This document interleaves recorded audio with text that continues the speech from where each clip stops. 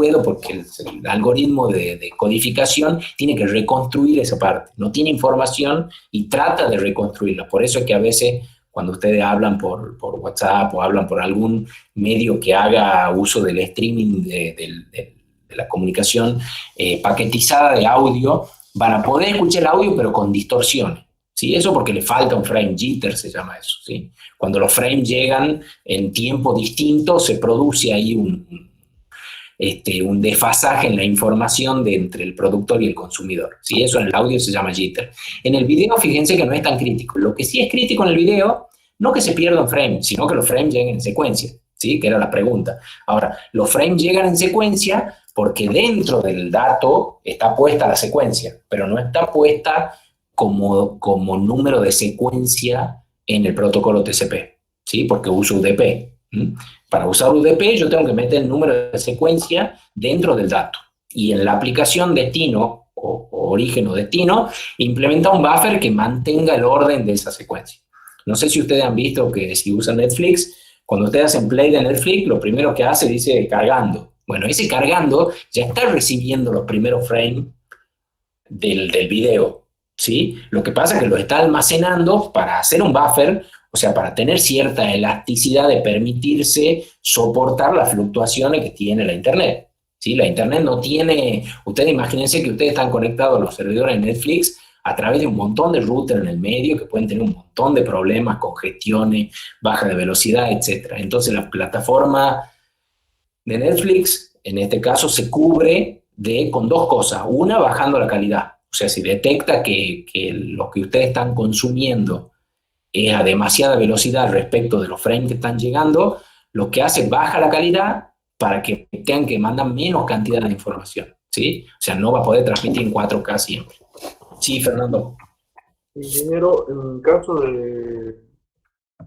caso de Spotify, nosotros Sí. cuando reproducimos, estamos, a ver, de alguna manera, sería un clúster, estaría usando, o sea, no va un servidor de Spotify, no tiene servidor almacenando toda la música, estaría usando la música que tiene otro teléfono, otro usuario. No, Spotify tiene la música. No, Spotify tiene almacenada toda la música, ¿sí? Que ustedes consumen. No es peer-to-peer. O sea, ustedes, ya sea en el servicio pago o no, Spotify tiene almacenada la música por la simple razón de que paga royalties por esa música, digamos, paga derechos, ¿sí? Por esa música. Y la tiene almacenada. Sí. Entonces, en ese caso sería como, bueno, ejemplificando, el buffer, digamos, de la aplicación colectaría los paquetes, los ordena por el UDP, digamos, el número de secuencia que envía dentro del dato. Sí. Y entonces, o sea, colecta suponete hasta una cierta cantidad para comenzar a reproducir y vuelve a pedir, digamos. Exactamente, así es. Es un flujo constante, o sea, eso es lo que hace, pero no es que espera que el buffer se vacíe para volver a pedir. Está pidiendo permanentemente, los buffers tienen cierta elasticidad en el tamaño, ¿sí? O sea, no es que yo tenga un buffer, puedo tener un tamaño máximo de buffer, pero no mínimo, ¿sí? El buffer sirve para desacoplar, para que el consumidor y el productor puedan funcionar a velocidades distintas. Sí, ustedes imagínense el tanque de agua de su casa, si tienen.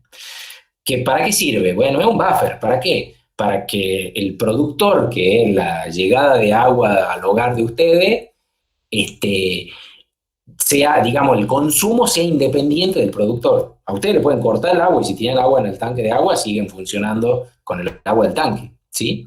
Las fluctuaciones que pueda tener el productor, o sea, el que les llena el tanque de agua a la casa, la SAT, etcétera, están amortiguadas por ese buffer que es el tanque de agua.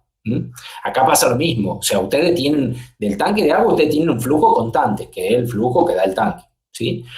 Con los buffers de las aplicaciones pasa lo mismo, o sea, ustedes tienen un flujo entre el buffer y la aplicación que es constante. ¿Por qué? Porque ustedes necesitan escuchar la música a una velocidad constante dada una determinada calidad, ¿sí? Nadie puede escuchar, ralentizar la música porque no está congestionado un router en internet. No sé si me entienden.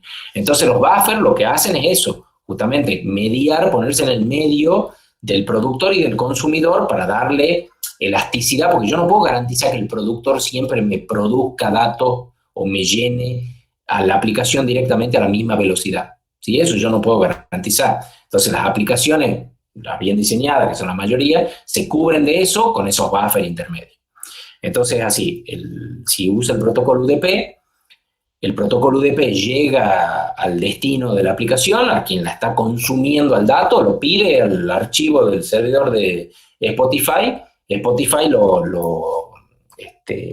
lo digitaliza, ya lo tiene digitalizado, pero digo, lo digitaliza en la calidad que ustedes le están pidiendo, no todos los planes tienen la misma calidad ni tienen la misma encriptación, lo manda al puerto destino de su aplicación de Spotify que está corriendo en su teléfono, que tiene una dirección IP y un puerto destino. Ustedes imagínense las millones de aplicaciones que están consumiendo los archivos de Spotify y empieza a hacer el streaming, ¿sí?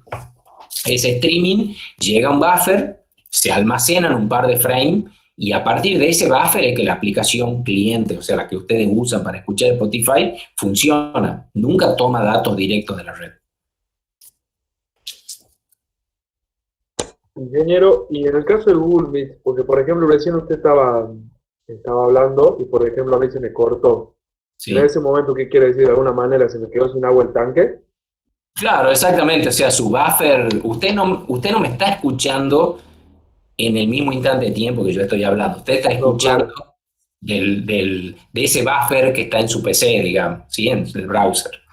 Entonces se vació ese buffer y me dejó de escuchar porque el productor no llegó a seguir aumentando la cantidad, usando la analogía del tanque, de agua, ¿sí? Exactamente eso. Entonces después, cuando vuelven a llegar los frames ahí, usted vuelve a escuchar, pero algo perdió, ¿sí? Normalmente algo perdió. Lo van a ver bastante en los programas de cómo funciona eso, en los programas, por ejemplo, si ven algún canal de televisión en YouTube, YouTube tiene unos buffers enormes a nivel de cliente. Ustedes pueden, si ven algún canal en vivo, prueben de ver el mismo canal en vivo desde el celular y desde la PC, y van a ver que hay cierto desfasaje, ¿sí? Que puede haber cierto desfasaje. Lo mismo pasa con DirecTV, ni hablemos. Eso de que uno escucha el gol de Argentina antes por el videocable que por DirecTV, es por eso, digamos, porque los datos no todos viajan a la misma velocidad, ¿sí? Entonces, bueno, parte de esa complejidad es la que ustedes tienen que entender. No pretendo que entiendan todo, porque buffer, no vemos cómo diseñar los buffers en esta materia, ni mucho menos. Hemos visto algunos conceptos de buffer, pero sepan que existen, digamos, ¿sí? En las aplicaciones de streaming. En las otras aplicaciones, o sea, bueno, sí hay, en HTTP también, pero son mucho más directas, ¿sí? O sea, son mucho más directas. De hecho, ustedes pueden ver una página web que está parcialmente cargada, ¿sí? Si ustedes cargan una página web y desconectan el cable o cortan internet, van a ver que puede llegar a quedar parcialmente cargada, ¿sí? Porque esa página web es el resultado de un montón de paquetes TCP que están llegando. Y cada paquete TCP puede llegar a tener una parte completa de esa web page. Entonces ustedes pueden ver, por ejemplo, que se carga todo el texto y no se carga, no sé, la parte de CSS. No se cargan los colores, el formateo, nada de eso. ¿Por qué? Porque eso llega en otro paquete, ¿sí? Eso puede pasar. En las aplicaciones de streaming normalmente no puede pasar eso. Claro, por eso me decía que era más importante el tema de la voz. Claro, en el tema de la voz, exactamente, es mucho más importante que no se pierdan paquetes que en el tema de video. Ustedes, si se pierde un frame, no lo van a notar. Les aseguro que 60 frames por segundo, si se pierde un frame, no van a notar ningún salto, porque, digamos, hay un montón de mecanismos que funcionan para que ustedes no noten los saltos, ¿sí? Ustedes fíjense que están viendo 60 fotos por segundo y lo ven como un continuo. Hay un montón de ya mecanismos biológicos, digamos, que no quiero entrar en el ojo para que eso funcione así, ¿sí? Y no lo van a notar. Ahora, en el audio sí lo van a notar, porque van a notar una falta de un pedazo del audio. De un pedazo del audio. Van a notar como un ruido, como un corte, que es el jitter de la reconexión, digamos, de los otros paquetes. Bien. Bueno, ¿más preguntas?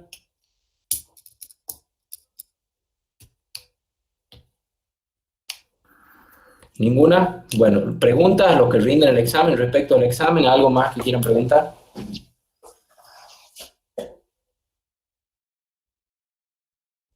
Va a ser muy parecido al examen que ya han rendido los que ya lo han rendido. Así que si son conscientes de lo que han rendido y en lo que han fallado, les debería ir bien en este. No lo sé todavía, pero va a ser entre 10 y 15. Hay una relación de compromiso ahí. Y les explico cuál es, digamos. Si yo les doy muchas preguntas, ustedes tienen más granularidad para equivocarse, digamos. O sea, se pueden equivocar en más preguntas, pero también es más complejo rendir porque se enfocan menos en cada una de las preguntas, ¿sí? Y hacer muy pocas preguntas también les impide a ustedes que puedan fallar menos veces, ¿sí? Porque si yo, supongamos, le hago 2 preguntas y una contestan mal, ya no sirve el examen, digamos, nunca lo haría. Pero me refiero, o sea, es el grado de compromiso que busco haciendo pero para hacer seguro entre 10 y 15 preguntas. O sea, menos de 10 nunca, más de 15 nunca. Yo les voy a decir igual cuántas preguntas son antes de que empecemos el examen.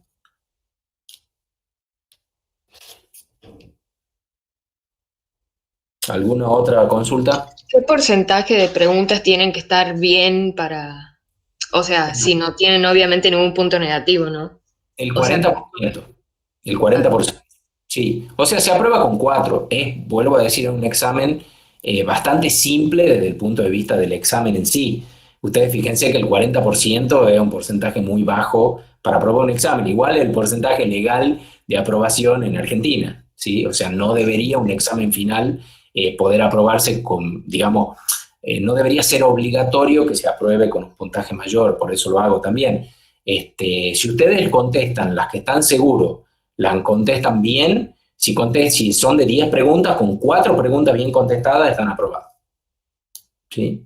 Por eso es que siempre les recomiendo, los multiple choice tienen una característica en todos los multiple choice que ustedes vean, otro, cualquiera. Normalmente son de 4 opciones excluyentes. Es lo más común del mundo, las 4 opciones excluyentes. 2 de las opciones no tienen nada que ver con la pregunta. Y hay 2 que son muy parecidas, porque ahí es donde el docente evalúa si el alumno o quien está rindiendo tiene la suficiente fineza de conocimiento para poder distinguir entre 2 cosas parecidas. ¿Sí? Ahí es donde uno realmente sabe si entiende el concepto o no. Entonces, lo primero que tienen que hacer ustedes es descartar las que no tienen nada que ver. Lo que pasa es que, ¿cuál es el problema? Si ustedes estudian muy poco, nunca saben cuáles son las que no tienen nada que ver. Entonces, tienen que tener un grado de estudio del 80% más o menos, primero para poder distinguir preguntas que no son consecuentes, respuestas que no son consecuentes con las preguntas, ¿sí? Y después está el estudio específico del tema que tienen que poder distinguir dentro de esas 2 que quedan cuál es la correcta.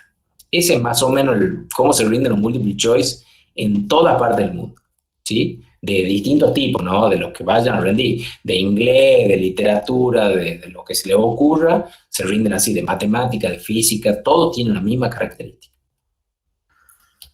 Ingeniero, volviendo a lo de puerto, pero en Switch. Volviendo a lo de puerto, ¿en qué? Para Tele 1, volviendo a Sí. lo de puerto, las conexiones virtuales. Sí. Es lo que usted explicaba de la conexión punto, como si fuera una conexión punto a punto, con un dominio de conexión por cada puerto. Lo que pasa es que, a ver, hay muchos conceptos de puerto, ¿no? No confundir puerto del switch con puerto de TCP y UDP no tienen nada que ver, ¿no? No. Ah, bien. Los switch establecen conexiones virtuales, o sea, un switch significa llave, ¿sí? En inglés. Sí, Y lo que hace es eso.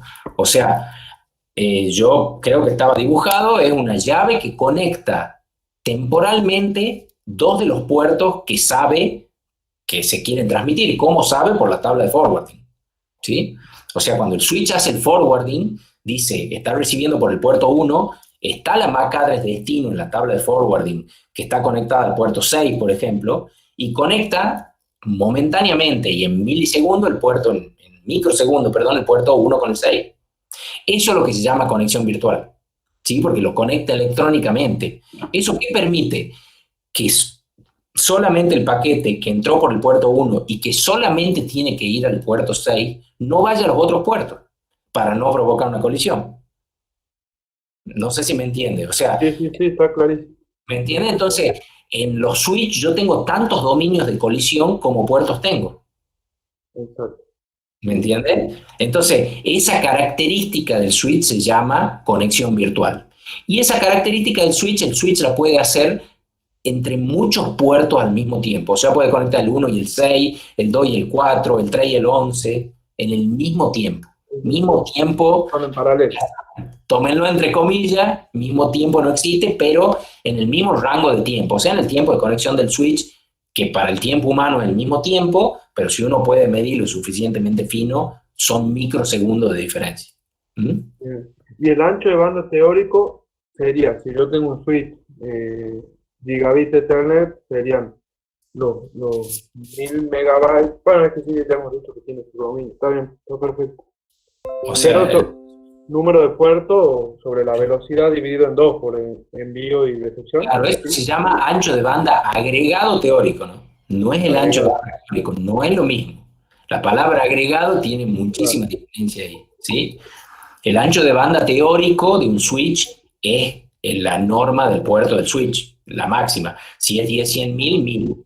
Si el switch es wire speed, o sea, lo que significa que no tiene, que en ese mecanismo de generación de conexiones virtuales, cuando yo trato de saturarlo al switch con paquete, nunca logro, o sea, el mecanismo de conexiones virtuales que se hace en el backplane siempre puede abastecer la norma del cable. Eso significa wire speed, ¿sí? Porque yo capaz que puedo abastecer una parte, cuando tengo poco tráfico, puedo switchar a gigabit por segundo, pero después cuando tengo mucho tráfico no, que es lo que pasa en un montón de switch que no son wire speed, que son switch de lo que se llaman SOHO, digamos, del mercado hogareño, ¿sí?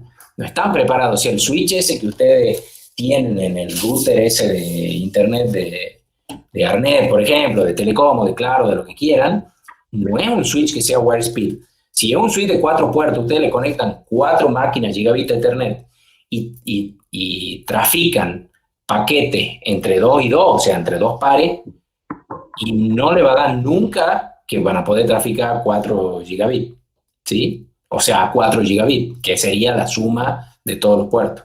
No lo van a poder hacer, ¿no? Porque el switch no... Sí, dígame.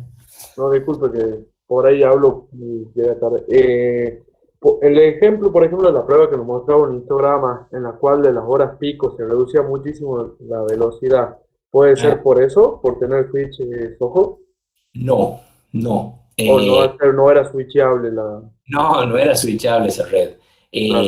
Ese histograma que le mostraba, ustedes lo que tienen que analizar ahí es que evidentemente hay colisiones. Si ustedes se fijaban, Claro. el horario, y bueno, y si hay colisiones no hay red switchada, ¿sí? Claro. Y si ven el máximo que se traficó cuando no hay tráfico, que sería la noche, y ven 100, y bueno, es a internet, claro, así es. ¿Mm? No tengo más dudas, yo, profe, muchas gracias. Ese es un poco la idea del examen, digamos, que ustedes puedan, con los conocimientos que yo se los he enseñado y que yo calculo que los tienen, puedan resolver problemas que son, digamos, vinculados a ese conocimiento. De nada me sirve a mí preguntarle si el protocolo de Ethernet de qué capa es, porque sé que es algo trivial, digamos, eso no es una pregunta para un examen de ingeniería, ¿me entiende? O sea, ¿cómo se escribe MACadre? No, nunca yo le voy a preguntar eso, pero sí le voy a preguntar cosas, solamente cosas que yo le enseñé, no le voy a salir con cosas raras.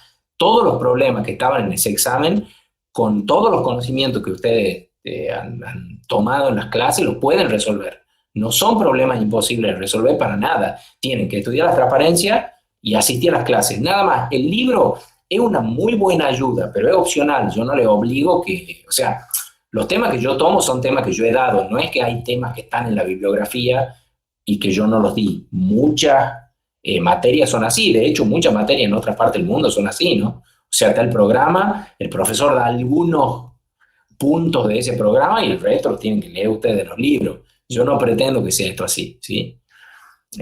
Todo lo que está en ese examen es porque yo se lo he enseñado, digamos.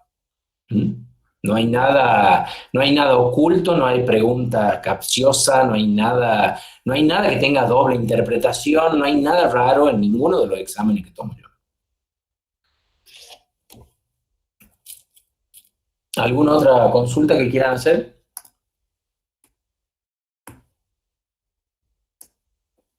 Bueno, si no hay más preguntas, dejamos acá. Acuérdense, los que cursan Teleinformática 2 no tienen clase el miércoles que viene porque tengo que tomar la recuperación de Teleinformática 1, y los que cursan Teleinformática 1, bueno, tienen la recuperación.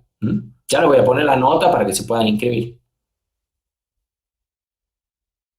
Le voy a cargar la nota en el sistema. Bien, perfecto. Entonces nos vemos el miércoles, profesor. Cualquier cosa que necesiten, está el Classroom, para que ustedes también lo usen. Pueden poner una consulta ahí o me pueden mandar un mail, lo que necesiten. Bien, bueno, bajen, va a ver, los que están por rendir, bueno, esperen hasta la próxima clase para bajar Wireshark. Los que no tienen que rendir, y bueno, calculo que ya lo conocen, los que ya han cursado Tele 2 conmigo, bájenlo, y sobre eso vamos a hacer algunos prácticos con Wireshark. Bueno, nos vemos el miércoles que viene a las 3 de la tarde, los que rinden examen de Teleinformática 1. Nos vemos en el miércoles. Nos vemos, profesor.